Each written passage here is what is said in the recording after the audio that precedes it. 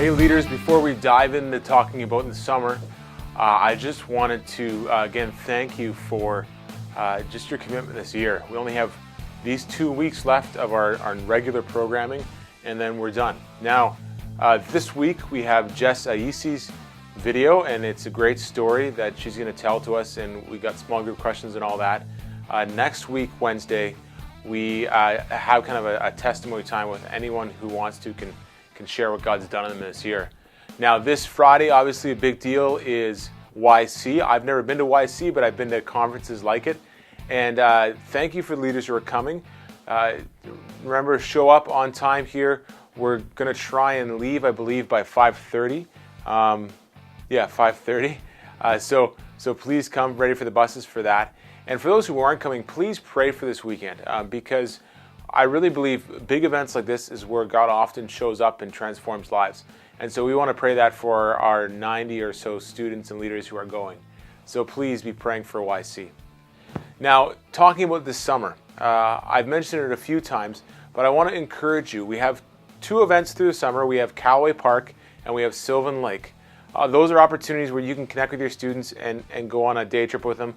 The bus rides are often great relational time. But I'm just asking all of our leaders, I know we give all of our leaders a break, but if you can spend at least 2 days throughout the summer, 2 times, 2 events, whether it's those events or just kind of a coffee or lunch with your students. This is more informal. There's not a formal program unless you're coming on our event. But please connect with your students at least twice. The reason I share this, I grew up going to summer camp, and I think summer camp is a great place for a student to be, or a missions trip, as I've said before.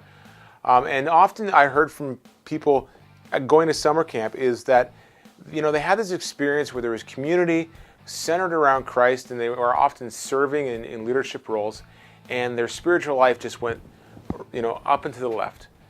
Now, when they left camp, they had no community, they had no place they were connecting with Christians and believers, and they said, my spiritual life tanked. What I think is we may have some of the inverse going on with some of our students. You see, I believe we really have a rich and vital spiritual community here at Beulah in our youth ministry and specifically in our small groups.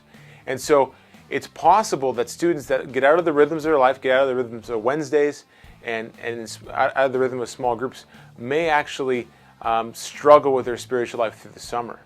And so that's why I want to encourage you at least twice to connect with your students and be message to them, see how they're doing, to kind of encourage them on their journey of faith and just to continue to build a relationship. So again, I want to encourage you about that.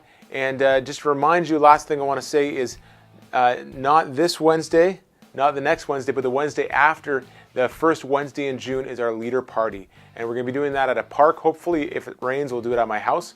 But just please save that date. We're going to have a great time just hanging out, having some barbecue, and just kind of reliving the year together and enjoying each other's company. So thank you guys again for serving. We'll catch you next week.